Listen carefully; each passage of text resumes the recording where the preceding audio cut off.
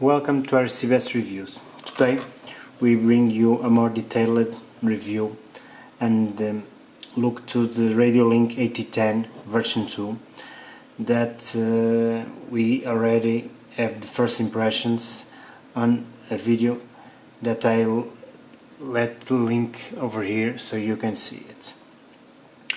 This radio is a 12 channel depending on which receiver you are using. Out of the box you have the transmitter, a telemetry module that you can input 1S to 6S so you can have the battery voltage of on your transmitter, and you also have the R12DS receiver module that supports S-Bus or PWM. This radio is a very complete radio because you have a lot of switches, knobs, and an LCD display that have very good resolution, and as we will show you later on. The basic functions of the radio: normal gimbals that are very precise. At first look it looked a little bit plastic, but after some use you realize that they are very precise and the feel is good. You can control your quad very well. You have two position switches like this one, this and this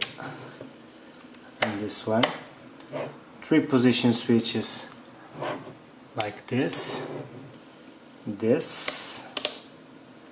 this, and one return switch, this one. Over here you have also the trim buttons that you can trim the main channels, four main channels.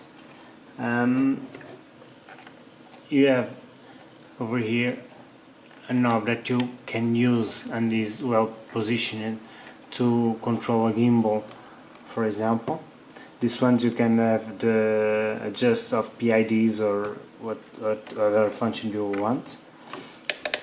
Mode button that is used to choose menus and to go back. The cursor to navigate through menus. This slider you can choose the value and push to select the value. USB port to upgrade firmware. Trainer port on the back. Battery tray that I have with rechargeable batteries, and that can be replaced by a LiPo battery if you want. And the antenna that is over here. Let's connect the radio. Okay. As you can see, you have basic timers over here, so you can control how much time you are flying. The battery of your transmitter, the flight mode that you have selected, this is his user name and model name that you have over here. Over here you have information about the trims, which type of model you have selected, and RX battery and external battery that you can read through this model that I have over here. Let's connect this receiver so you can have battery voltage over here. I will plug in a battery.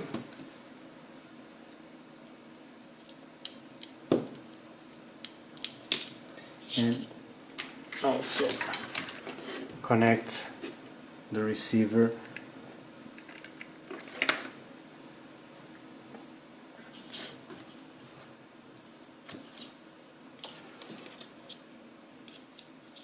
right now. I have the receiver connected and also PRM01 battery telemetry sensor over here. As you can see, I have already the signal of this receiver, the receiver battery, and also the battery external voltage that is the battery of my LiPo. once you push end button, it will show other information.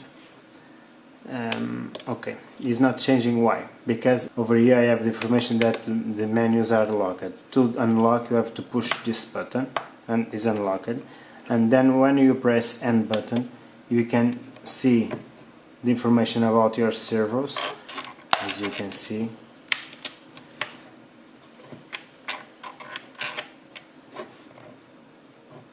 If you push once again the end button, you will have the information received by telemetry.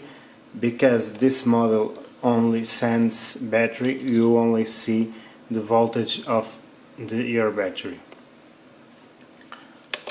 And press once again and return to main menu. If you want to select a timer, you have to this joystick up and down, and then you can push it and reset the timer that you want to reset. If you push mode button, you will enter the basic menu. Once you push mode again, you will enter the advanced menu. If you have a different type of model selected, this menu will change as the type model selected. Because this review is based on multi-rotors, because we only fly multi-rotors since we received this transmitter. I will talk only about multi-rotors, but it suits all kind of airplanes, fixed wings, or other kind of RC models that you want to connect. Once you push again the mode button, you change to basic menu again. On basic menu you can navigate on the menu using the joystick that you have over here, cursor. To select one of the options, you push the slider button and you enter the parameterization menu. This is parameter menu. You can choose language, what kind of control radio you want, mode 1 or mode 2. This one is mode 2 that have on the left throttle. You can change backlight. You can change if you want to activate the receiver or not. You can connect this and not have the receiver connected. Change backlight, change username. You can also define the alarms that you want your radio will alert you. Over here you can change the time that you have the lock screen that I showed you before. Over here you can activate or deactivate the sound that I deactivate because it's more simple to do this video. Push end button to return. Over here you can select a model. You can have 15 models that can be from different types, as you can see. I have already selected 1, 2 and 3 models. The third model is the one that I have selected, that is an IF450 with PIXOC RD12DS, that, as you can see, is over here, is prepared to go to the quad. Once back, you can choose model type. You can choose between multi-rotor, acrobatic.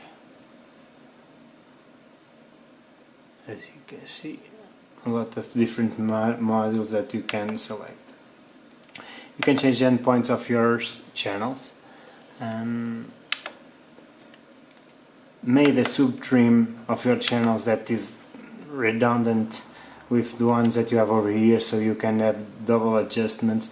And the one adjustment that this is good to do on the field, and the sub-trim is good to do on the bench where you are configuring your quad. And if you see if there are a little drift, you can change it over here.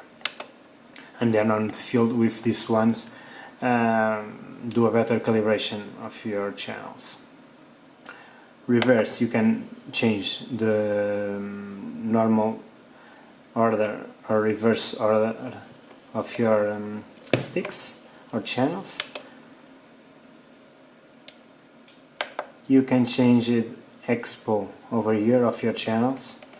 Throttle is not over here because it have a separated menu that you can see later on as I show you. Is related to your model, not general configuration. On MotorCat you can change it, you can define where you can cut your throttle. When your throttle goes below a predefined value, you can change that. And it cuts the throttle.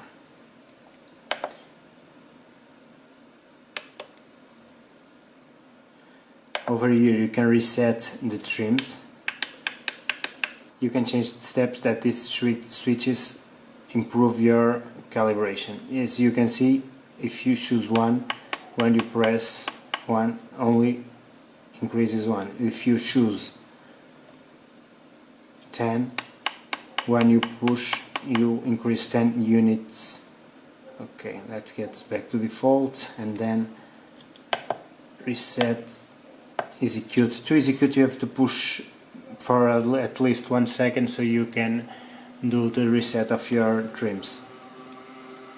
On failsafe you can choose which is the behavior of your receiver when he lost communication with your transmitter.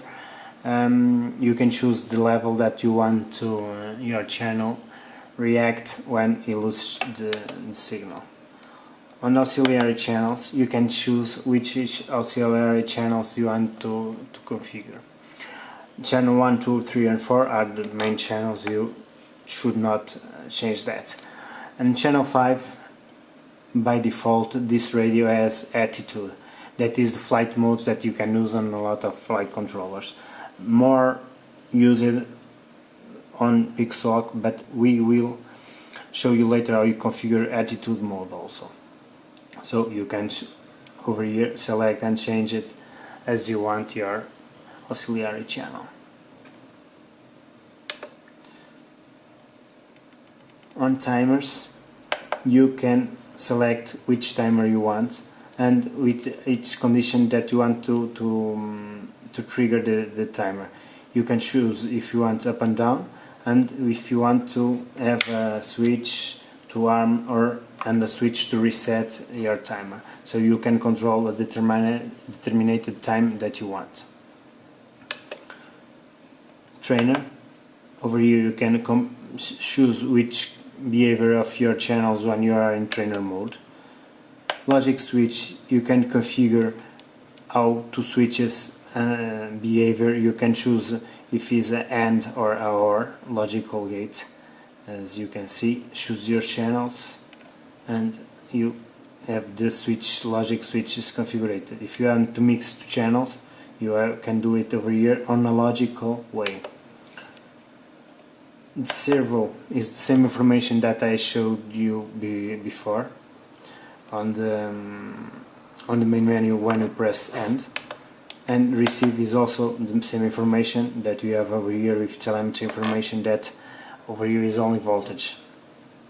That is only one that is supported by this model. Sorry, I have to show you one information. You also can see here which is the level of your SSI that is useful when you want to configure RSSI alarm.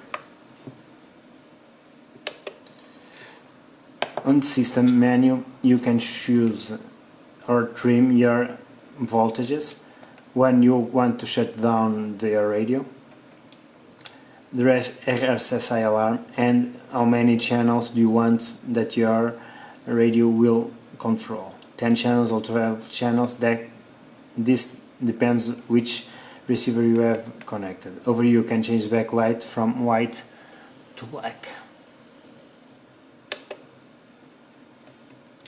When pressed mode, you will change from basic menu to advanced menu. Over here you can choose the attitude. The attitude is the channel that you will use to control your flight modes on your flight controller. You can choose switch C and switch B that I have over here. Switch B and switch C. As you can see, flight modes are changing. Over here you can choose which name you want your flight mode is named, so it can be displayed on main screen, and you can adjust the level of your channel so it can correspond to your flight controller. This is very important on APM or Pixwalk, and over here you can put this perfect matched with flight controller. On flight controllers like SP Racing F3, you don't have this problem because you can choose between several switches, auxiliary channels, and configure flight modes with that. On APM and Pixwalk you cannot. You have to adjust over here so it can be precise with the modes that you have on the flight controller. Throttle curve, over here you can change the behavior of your throttle. It's like the expo curve, but in a separate way. You can choose which, with 2 points, the line outline comports. On program mix you can choose what you want to do. If you need to mix two analog channels, you can do over here.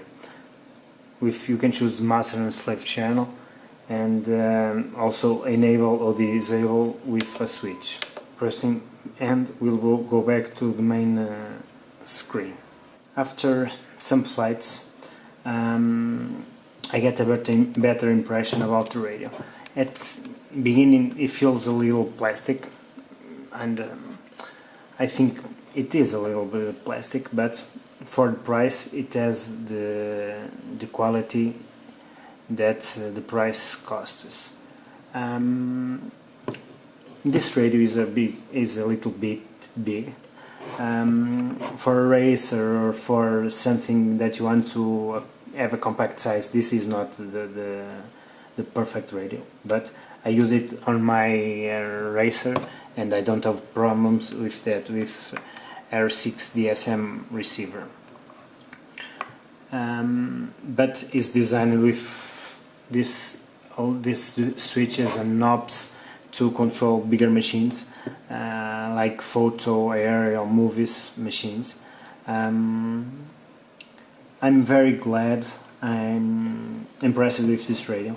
The possibility that you can have, for example, with this receiver, the S-bus and remaining channels that you don't use with PWM, so you can control a gimbal or control a LiPo alarm. In conclusion, this radio have a nice relationship between price and quality and functions, especially if you use telemetry based on Radiolink that you can connect with the PRM02 and get all the information on this screen, or you can have GPS and position, altitude, distance that you can see on the other videos that I will leave the link over here.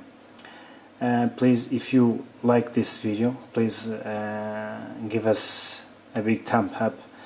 If you have anything to say or ask, leave on the comments below. Please subscribe on our channel and activate our ring, so help us grow and help us getting better products to do a better reviews. Till next time, bye.